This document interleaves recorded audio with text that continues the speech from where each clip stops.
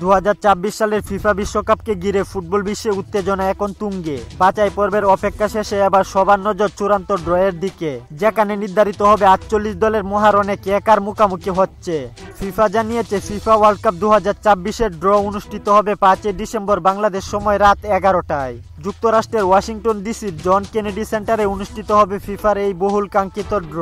কোনো টিভি চ্যানেলে এই অনুষ্ঠানটি সরাসরি দেখা যাবে না, কিন্তু ফুটবল প্রেমীদের জন্য সুখবর হচ্ছে ফিফার ওটিটি প্ল্যাটফর্ম ফিফা প্লাসে সরাসরি স্ট্রিমিং এ দেখা যাবে এই অনুষ্ঠান। এছাড়াও ইউটিউবে ফিফার অফিসিয়াল চ্যানেলে লাইভ দেখতে পারবেন সবাই। এবারের বিশ্বকাপ ড্র নিয়ে ফুটবল প্রেমীদের মাঝে রয়েছে বাড়তি আগ্রহ। প্রথমবারের মতো 48 দল ও আলাদা কিছু নিয়মে হচ্ছে এই ড্র। এ কারণেই সবাই অপেক্ষায় আছেন ড্র দেখতে, এবং এই ড্র থেকেই জানা যাবে বিশ্বকাপে কে কার প্রতিপক্ষ হচ্ছে, কোন গ্রুপ সহজ বা কঠিন হচ্ছে।